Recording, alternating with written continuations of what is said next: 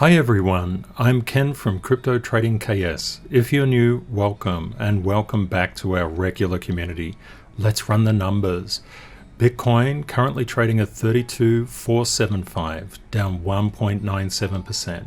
Ethereum currently trading at 1911, down 6%. Let's have a look at the Ethereum tokens. Some interesting behavior in here.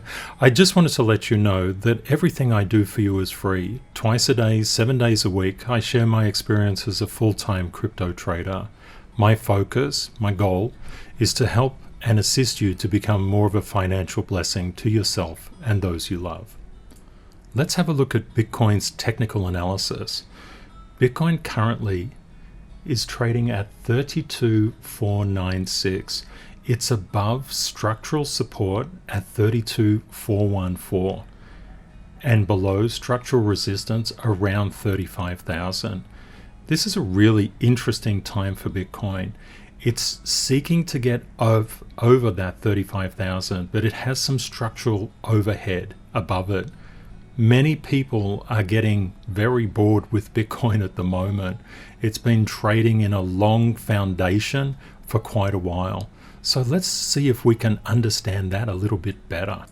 Rule 717, look for foundations. Now what does this mean? Skyscrapers require really large foundations. The taller the skyscraper, the stronger the foundation needs to be.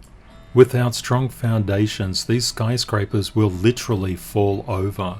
It's the same thing in the stock market, in the crypto market, in the Forex market, just across the board.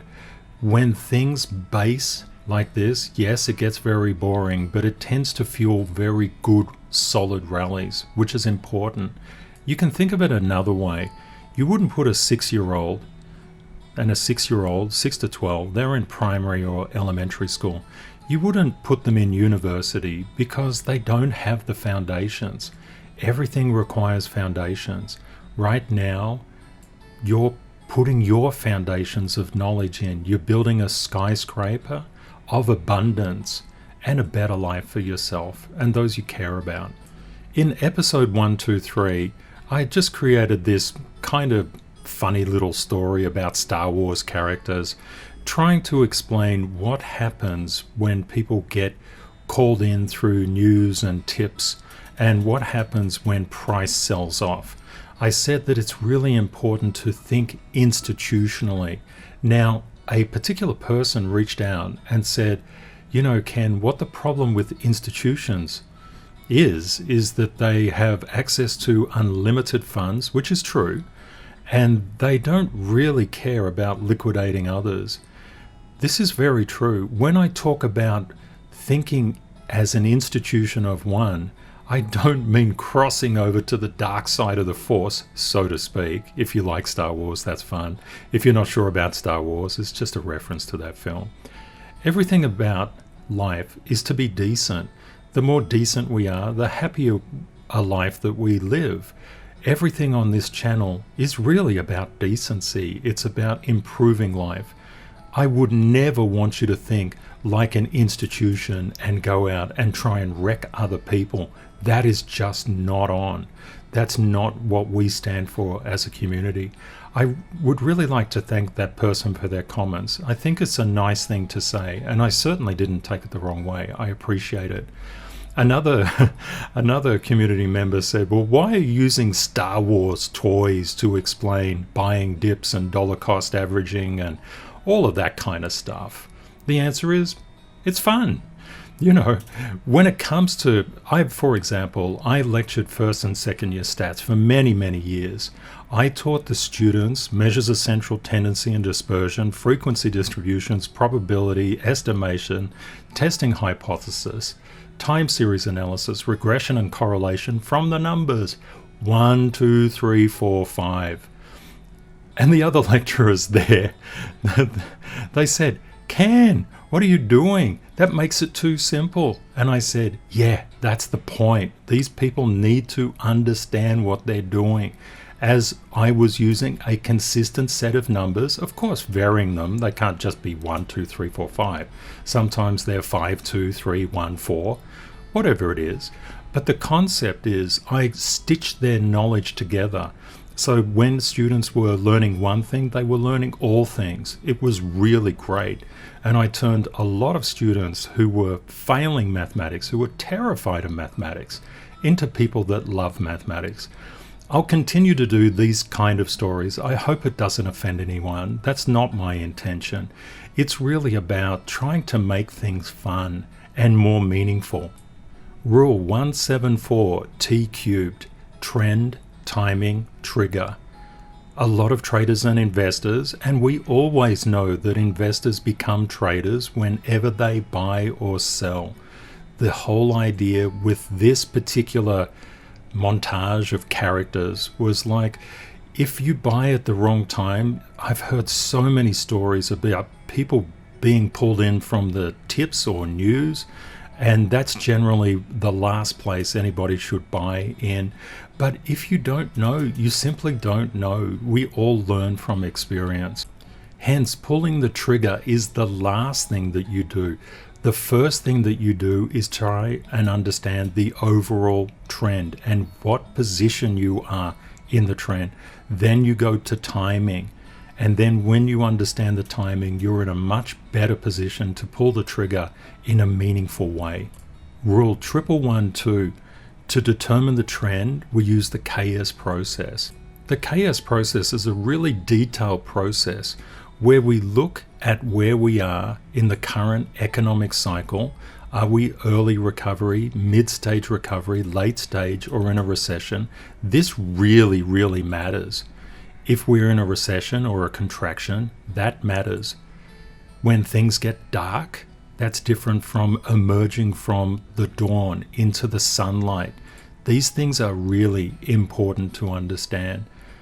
If we look overall, we're in early stage recovery. We've got a long way to go. We're not even at expansion yet. Many community members are concerned about inflation and the potential jump in inflation and wanted to know how that could affect stocks and crypto. The first essential step on this process is to understand Rule 147, see things with no bias. It's probably just really helpful to explain what bias is. Bias is just an inclination or prejudice for or against one idea. If you're biased for prices going up, you can be said to be bullish. If you're biased for prices to go down, that could be considered bearish. If you're biased for prices to go sideways, that's consolidation. Biases are dangerous. It's always important to just let the data speak for itself and to collect probabilities. There's no shortage of people telling you how and what to think, but I really like the data speaking to me. This is an overlay. You can see the blue shaded area. This is the 10-year inflation rate. You can see the gold, that's Bitcoin in the background. The June survey of consumer expectations, they were expecting 4.9% inflation. We got 5.4%. Generally, that was attributed to used cars and travel. That's the largest spike of inflation since the 2008. Now, the Fed spike in the CPI, the Consumer Price Index, was said to be temporary because it was really related to used cars and travel and, of course, materials like lumber, etc. Jerome Powell, the Federal Reserve Chairman, is going to go to Congress on Wednesday and Thursday and share the views on inflation. The interesting thing to note here is the price of Bitcoin is correlating with the inflation rate. Now, we don't want to put any bias over that. We just want to collect probabilities. So we look at it and we say, wow, that's interesting. Is there a positive correlation between those two? Let's have a look on the 5-year inflation rate. We can see that correlation is actually bearing up well. At this stage, you may be tempted to say, well, inflation and Bitcoin have a positive correlation with each other, but we always want to collect as many probabilities as possible to make sure we're on the right path. So let's dig a little deeper. The 5-year forward inflation expectation rate, now we can see some variance here. It's correlated, but there's a break in the correlation just here. Bitcoin went up when the forward expectation of inflation went down, and then it regained. There's some interesting things here, but we wouldn't just say, oh, inflation and Bitcoin move together, and we certainly wouldn't say they move opposite. Let's look at the major indices.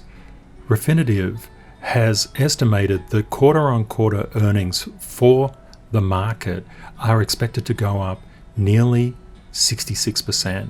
JP Morgan, that reported yesterday, said that they had experienced exceptional quarterly profit growth in their targets, and they warned that low interest rates would threaten their revenue streams. Goldman Sachs had quarterly earnings that exceeded forecasts. So we can see that the overall trend here should be supported by this support line. I have a bit of a theory, and let's just see what happens. I believe that the Nasdaq and the other indices price is always moving in a wave. It's always going up and then down, up and then down, up. I believe it will retrace back to this support. I'm just thinking it's probably around the 7% mark, but depending on how long it takes to retrace, and it would be healthy for it to retrace. I believe, I have a gut feeling on this divergence between Bitcoin's price, which is representative of the crypto market, and the stock market indices. I think basically money will flow back into crypto when this thing actually starts to retrace. You may hear a little bit of construction noise in the background. I'm so sorry for that. I've been trying to push this recording out to have it more quiet, but I can't get around it. Sorry about that. Let's look at the S&P 500. The S&P 500 is maintaining its very good, strong support level here. If it comes down, price moves in a wave, comes back to retest this support, everything is fine. Although you will read in the media that everything is not fine. Let's have a look at the Russell 2000. It's a little bit weaker, but it has an incredible run up. This is a consolidation foundation phase. I think we might find the Russell again leading these other indices. Let's have a look at the Dow Jones. The Dow Jones is doing well. High, sort of a lower high, but around the same area. It's coming up, just trying to pierce that high. Everything is looking good. It's certainly looking the same as it was yesterday. I'm always doing more and more and more research for you. I want you to have all the facts that you can possibly get.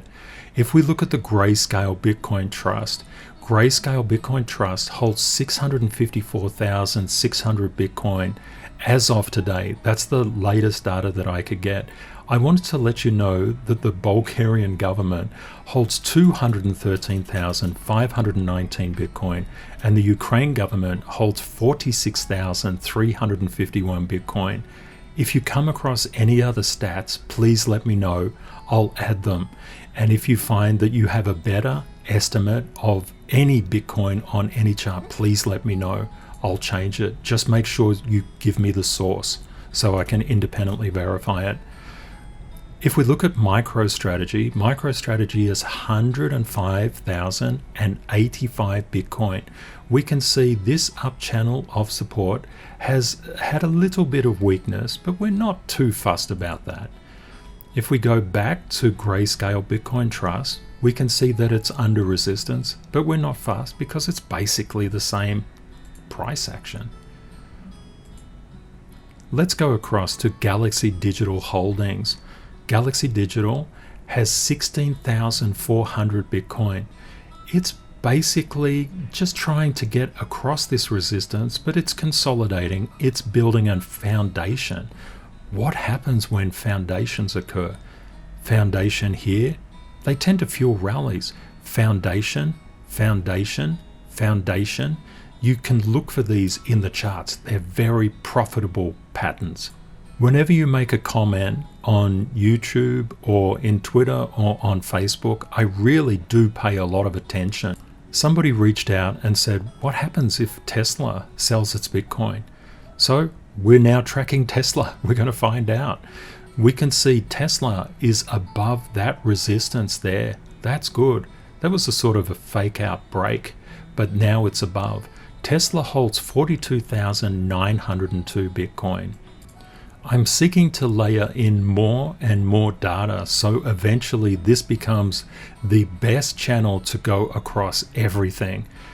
Coin shares, physical Bitcoin, we can see this is really tracking the price of Bitcoin incredibly well. It literally is the price of Bitcoin.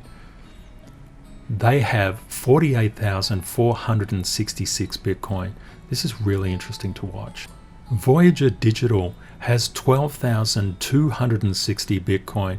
We can see that resistance has been turned to support, and there's a foundation building. What do we know about foundations? They house skyscrapers. We need a foundation. Foundations are typically tested. That's another good thing that you can understand about foundations. We'll do a lot more of that in future episodes. The Purpose Bitcoin ETF has 22,411 Bitcoin in it. It's tracking the price of Bitcoin particularly well. Square Inc. has 8,027 Bitcoin currently. We can see it's over resistance tracking this support. Anytime any of these particular ETFs, companies or countries sell Bitcoin, we will be on it.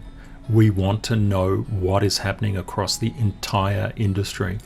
Marathon Digital holds 5,784 Bitcoin. It's holding this support, but it's showing a little bit weakness here. But that's nothing more than a consolidation. It's not too far below the line to really worry us at all. If we look at Coinbase Global, we can see that it's got above this resistance and it's showing a great degree of strength actually. It has 4482 Bitcoin. ADE is Bitcoin Group. This is really fascinating. I look at this chart as a trader, it's telling me an incredible story. You see this resistance, it's getting to the right of that resistance. It's turning it into support.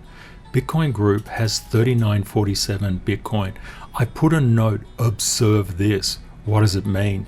I see this particular group, this ticker, which is ADE, I see it taking off. It's almost kind of a leading indicator. I think it has high sensitivity to changes in Bitcoin's price. And we know Bitcoin moves the crypto market. I'm keeping my eye on this one. I believe you should too. Let's have a look at QBTC, the Bitcoin Fund, Canadian. We can see that it's just below resistance and it's consolidating, building a foundation. Let's have a look at ARK. If anybody has some data on ARK's holdings of Bitcoin, I would really love to hear from you. I haven't had much success getting it, but I admit I haven't spent a lot of time on it either. If you have any links, or you could let me know, perhaps in the Facebook group or on Twitter, I'd really appreciate it. We can see ARK maintaining this support line. It's changed trend. Let's have a little look at Silvergate Capital. This was recommended by one community member, and I really appreciate that. Anything that we can do to build the knowledge base of our community, I am all for. Silvergate Capital is looking good. Price is moving in a wave, up and down, up and down. We know Bitcoin is consolidating, so we're not too fussed with this. We can see Hive blockchain has lost that support and has come down. It's showing a little bit of weakness here. Let's have a look at Riot. Riot, like Hive, also the same, just a little bit under that support, but it hasn't lost this support yet. Let's have a look at Bitfarms. Bitfarm, it's good to keep our eye. This is what we do. Every day we look. We're trying to detect any movement that we can. This one, Argo blockchain, is a little bit weak too, but we understand what is happening across the crypto industry right now. As Bitcoin starts to make its move, all of these blockchain stocks will do very well. I'd just like to go back to Bitfarms for a quick couple of minutes. You see this weakness here. Let's look into Bitfarms. What's that all about? Let's check out bitfarms.com. So Bitfarms is a blockchain infrastructure company that operates one of the largest cryptocurrency mining operations in North America. Pretty interesting stuff. Hydro-powered. This is really interesting. I made a comment about the use of electricity in Bitcoin, and one particular community member asked if I would look a little bit more deeply into that. Of course, very happy to. Let's do some research. If we go across to NASDAQ, how much energy does Bitcoin really consume? This was just published recently when there was a storm about renewable energy and how much energy Bitcoin was using. If we scroll down to this particular chart, we can see Bitcoin mining relative to gold mining, relative to the banking sector. This is energy expenditure here in the black or dark blue. Energy expenditure. I'm really curious. I haven't managed to see any conversation about the going green of the mining sector, gold mining sector, or the banking sector. Could you please let me know if you've come across anything like that? I see a lot of information about blockchain or Bitcoin mining being a horrendous waste of energy, but if you compare it to gold and to banking, a different story emerges. I really live by Rule 98, fact check the news. I'm not really interested what news stories tell me. I want to find out the truth for myself, and I have no bias. If it uses more energy, good.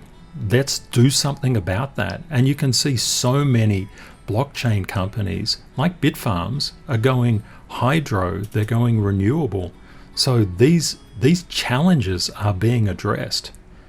But whatever the facts are, I like those facts.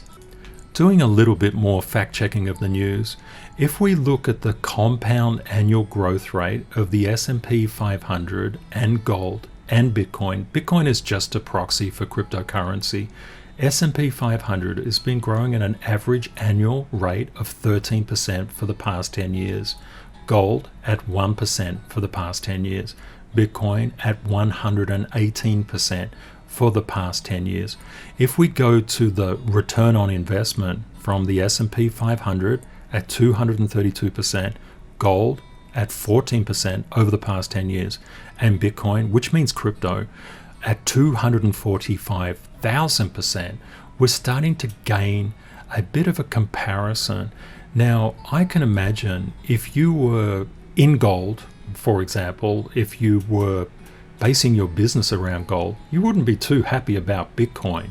Even S&P 500 companies wouldn't be too happy about Bitcoin. That's why they're putting it in their treasury. So talking about gold, let's run the numbers on gold. We can see the gold price here in this chart, and we can see Bitcoin tracking in that gold line. We know gold is just striking this resistance. It tried to make its way above, hit a resistance, came back, and is now testing that resistance again. Gold is an incredibly important thing to track. If there is any potential problem in the world, literally, gold tends to signify a push up before that happens. That's why we've got to manage our understanding of these defensive particular plays. Let's have a look at silver. Silver is maintaining this support very well. There's a lot of strength in silver. Silver has a wide variety of uses, also in electric vehicles, as well as jewelry and a number of commercial applications. Let's have a look at the VIX, which is the stock market's fear gauge. We can see there's been an increase in fear in the market, but not too much. It's not like a big spike like this. It's just a little one. Let's have a look at the US dollar. A lot of people say that there's an inverse correlation between the US dollar and Bitcoin. Okay, what does an inverse correlation mean? It means as one goes up, one goes down.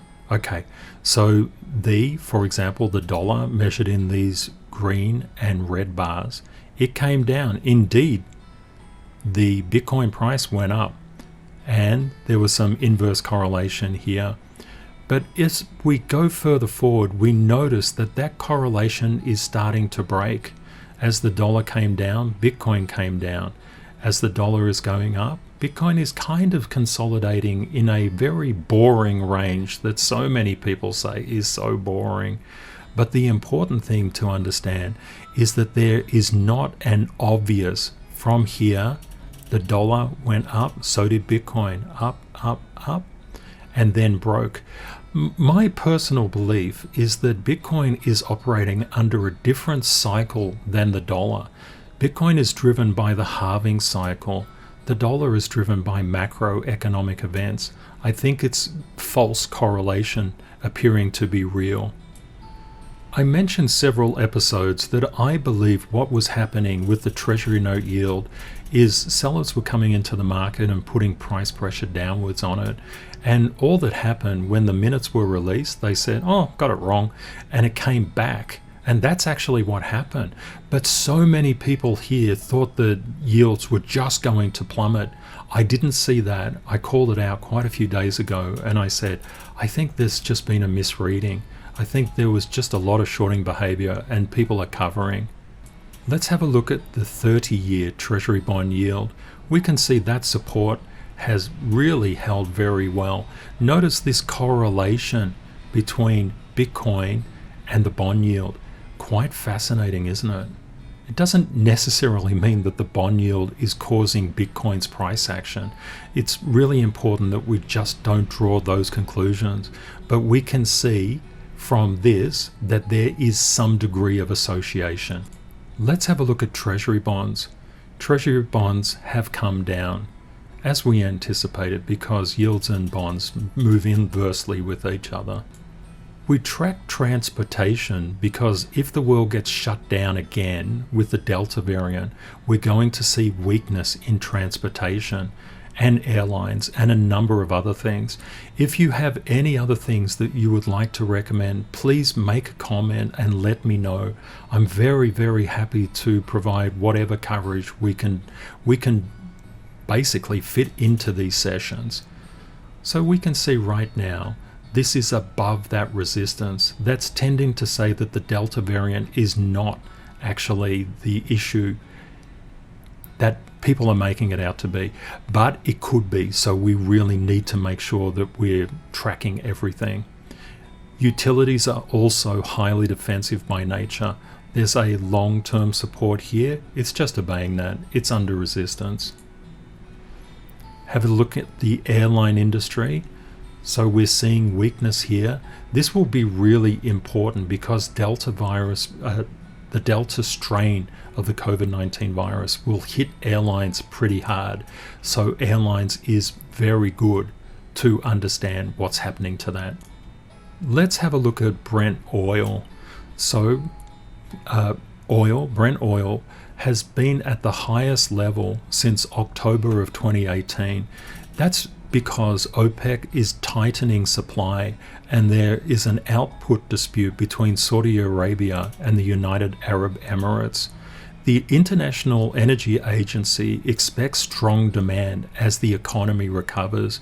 Of course, there's always concerns about the Delta variant shutting things down like it did previously and the strong dollar. We have a really balanced approach. Let's look at light crude oil. On this channel, we're looking at the light and the dark, trying to gather probabilities on what is happening. We can see crude oil has gone up for basically the same reasons as Brent has. If the Delta variant causes problems, we know that the stay-at-home and internet stocks will do really, really well.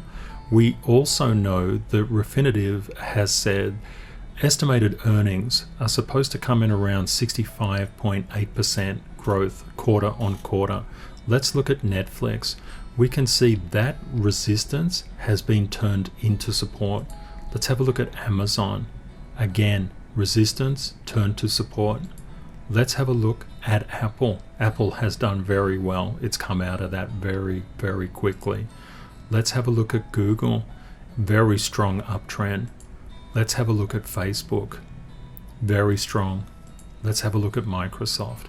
Very strong as well. Do we see any black swan events in the market? No. Do we see anything that would cause us concern in crypto? No, absolutely not. That look across the markets is very, very in depth. I think everything is looking pretty good. Now that we've checked for black swans, potential weakness across the markets, we look to the KS model to understand what position in the cycle we are.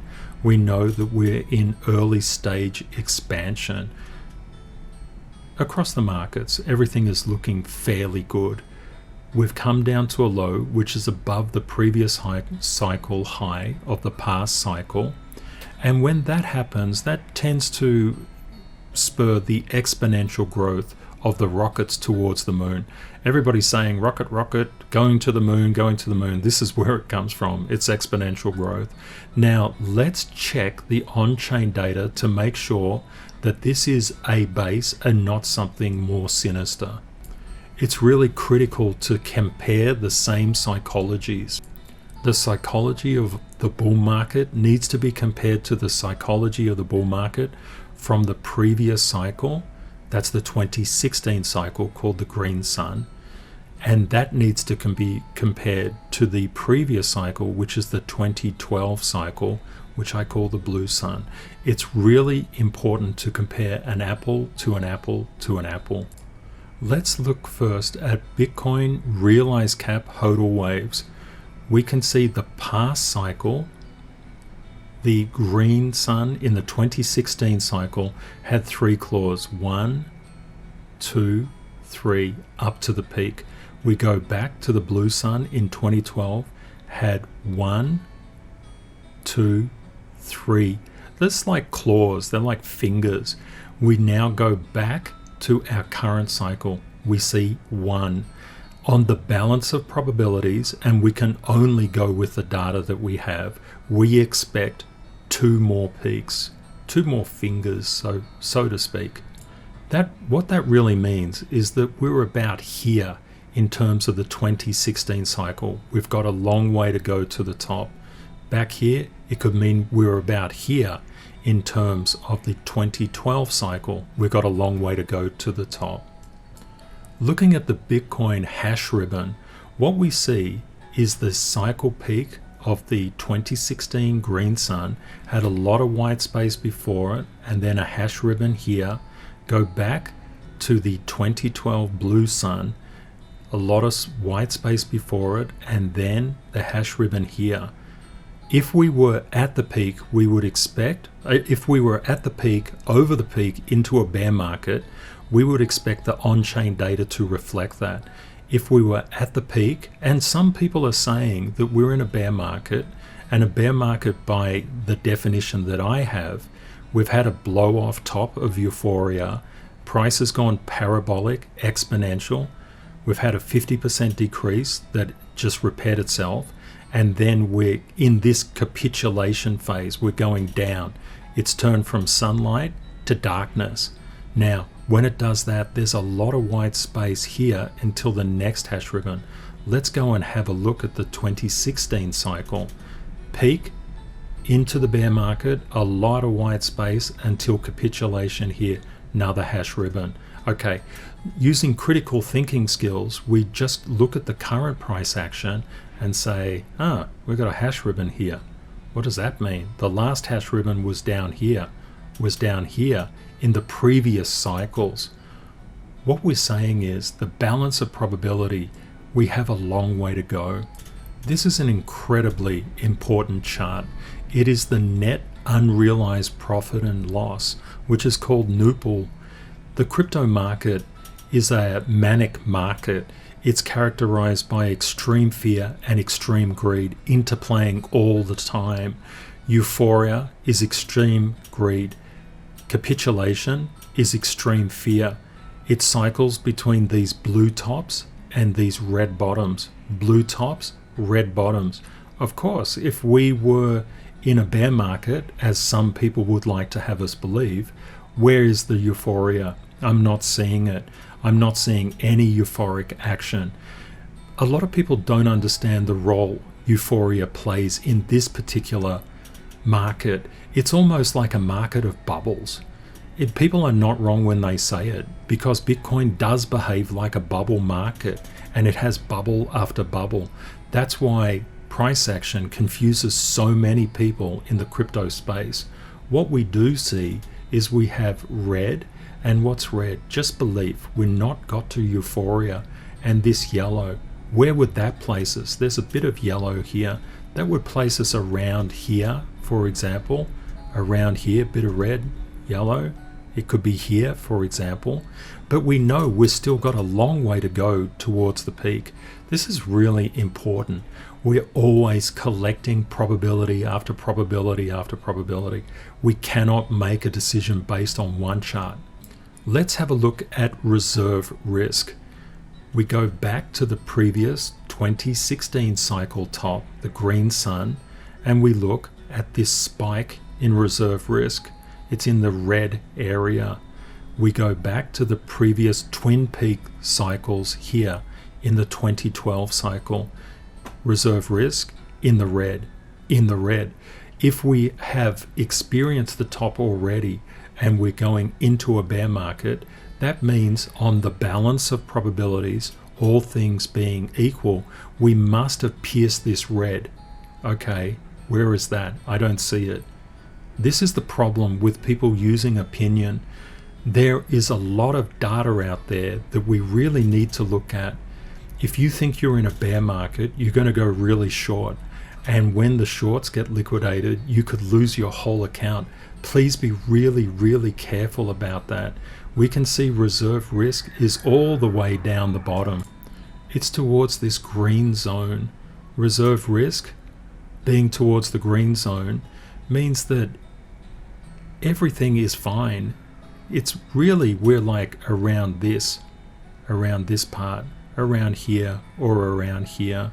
We're certainly not down around this capitulation event, which a lot of people might want you to believe.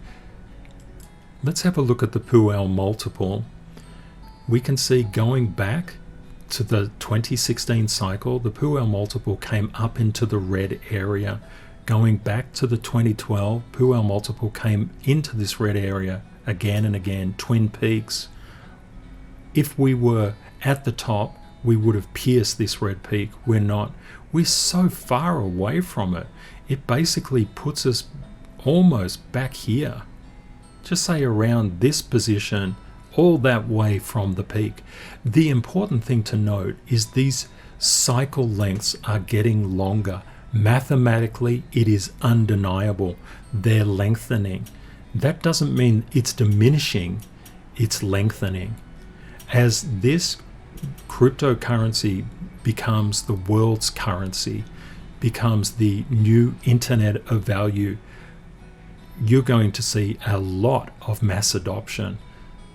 It's probably just worthwhile to look at this technological adoption curve. It's on a log scale. That means it goes from 1 million users to 10 million users to 100 million to a billion to 10 billion.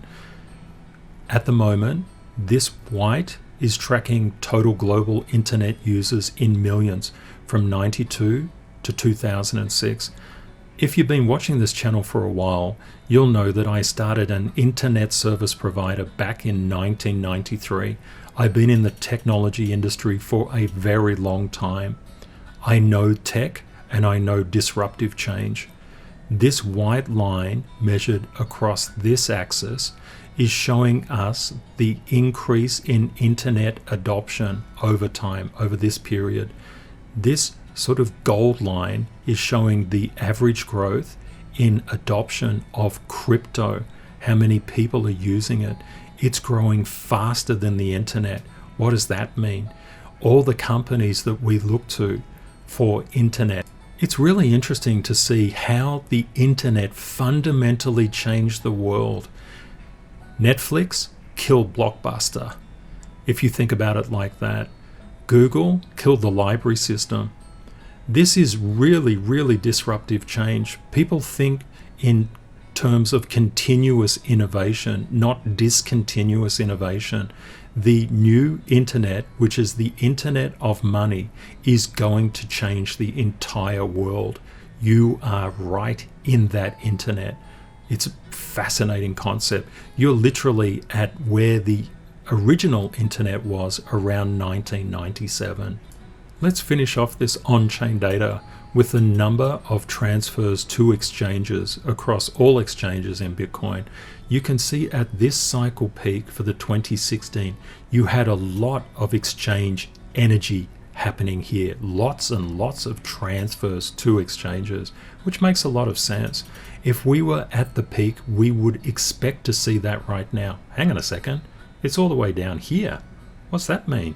It means that we could be here, we could be here, we could be here, but the balance of probabilities, we're down here somewhere. The best is yet to come. I know many people are freaking out about, oh, it's a bear market, it's a definite bear market. The facts will tell. The probabilities are against that hypothesis right now, from a statistical actuarial perspective. This has been a little bit longer episode than I generally do. I just wanted to address all the different concerns that people had in one episode. When we see price action like this, you may think, oh my goodness, it's all over. This is horrible. These are really fantastic opportunities. If you're holding for the long term and you experience a black swan event like this, maybe you can't add to your position, but just say that you could. Buying down like this is always a fantastic thing. You hold it, you know where it's going, you believe in the vision, it is the next internet. You've bought into the FANG stocks, but you own it. It's really useful if you have that long-term vision, if you know what this thing, crypto, really is. It is the foundation of the internet of value. It's going to upend traditional systems. It's not going to be an easy path. There's going to be a lot of up and down movement. But if you can dollar cost average in as things come down, if you can, that's good. If you can't, you can hold. The on-chain metrics show that we are in a positive position in the cycle. The analysis indicates that we are about halfway through this particular cycle. This is lengthening. You see this blue sun here? That blue sun was the length of the cycle from the halving, which created a shock and drove the price up. That's what halvings do. That blue sun is there in the 2016 cycle. Everybody thought it would end here. Instead, it went 43% longer. This is the position of the blue sun going back to the 2012 cycle. This is the position of the green sun going back to the 2016 cycle. If it's 42% longer, we get the white sun. People would think potentially it could end here. If they're looking at the 2012 blue sun cycle, they could think it ends here at the green sun. If they're looking back at this particular 2016 cycle, but the 2012 cycle and the 2016 cycle, the 2016 cycle is 43% longer. So if the current cycle is the same period of length, longer, then we get the white sun. What does it mean? We're just about halfway through, given the data that we have in front of us right now. I hope that gives you a little bit of perspective where we're at and what we're looking at. It's really important to have that longer term vision. If you're buying with spot, which is the way to go, it means you actually own whatever crypto you're getting into. If you buy ETH at spot, you own that ETH and you can hold it forever. If you're buying a CFD or a derivative of any sort, if you're paying daily fees, if you can get margin calls, you're not buying at spot. If you're not buying at spot, you can get liquidated. it can be very, very dangerous. I always recommend that you buy at spot because you can hold. Also, crypto is incredibly volatile. Swings that are normal in crypto are very abnormal in the stock market. It's really important you protect yourself. I hope you found this content useful. Everything I do for you is free. Please be aware of scammers. I do these videos to assist you to be more of a financial blessing to yourself and those you love. I've put a link in the description to the Facebook group. Please always feel free to reach out and say hi. You can contact me directly on Twitter as well. If you would like twice daily updates 7 days a week on price movements in the crypto market, please subscribe to YouTube, follow me on Twitter, and hop in to see our Facebook group. It would be wonderful to see you there. Crypto is volatile. Always prepare yourself for the best and worst case scenarios. Reality will likely be between them. Stay safe out there. Take care and see you next time. Bye for now.